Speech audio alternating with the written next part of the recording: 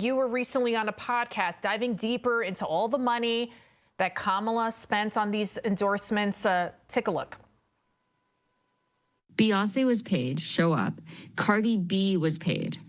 Okay? Cardi B, who famously said she wasn't paid, her production company was paid to show up. Katy Perry was paid. Christina Aguilera was paid.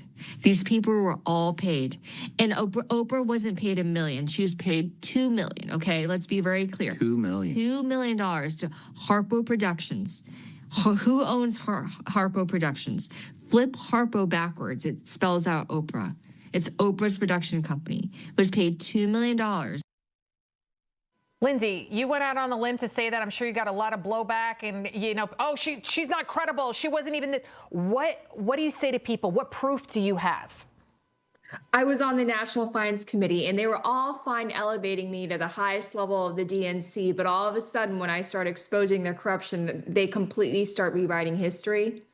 But they're the ones who appointed me to these committees and also to these leadership roles. You can't have it both ways. And it's been 7 months since I exposed their corruption. All they have is a character assassination, but no one has refuted my claims because everybody knows I'm telling the truth. I've given them 7 months to provide any sort of evidence rebutting my claims, but nobody can because they know that I'm telling the truth. And when I raised money for the campaign, I not only did that, my family offered real estate. We donated several buildings, and we didn't take rent. That's exactly what Oprah could have done if she had actually believed in Kamala. She could have made something called an in-kind contribution.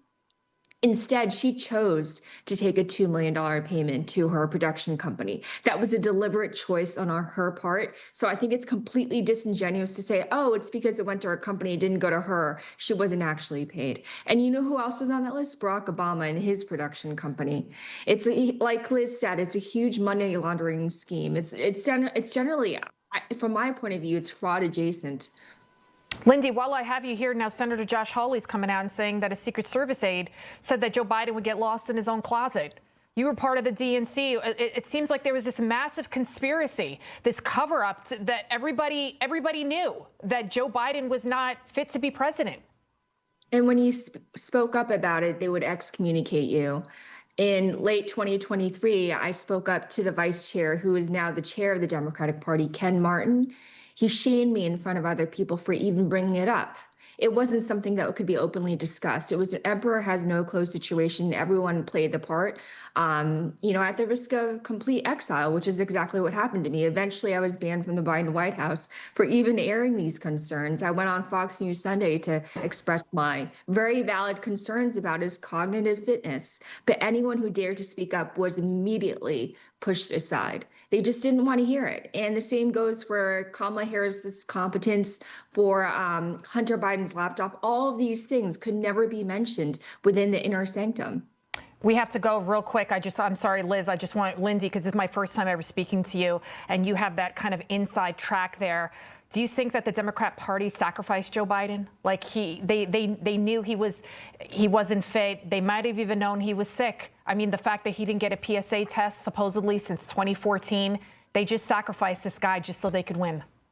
Absolutely. By the way, everybody knew that he was unfit. Everybody did. Even those influencers, for example, Harry Sisson, he knew perfectly well that Biden wasn't fit. And something that we talked about behind closed doors, but no one dared to say it publicly. Everybody knew. There's not a single person. From Nancy Pelosi, Chuck Schumer, everybody knew. And it's just completely disingenuous for people like Jake Tapper to come out. Where was he a year ago when people like me were speaking up? Now he's cashing in on a book. It makes me physically ill, actually. Lindsay Lee, Liz Harrington, thank you. Sorry, Liz. Lindsay, fine. It's so fascinating. And I applaud you for being courageous and speaking out and telling the truth. Thank you, ladies, so much for joining us. Thanks.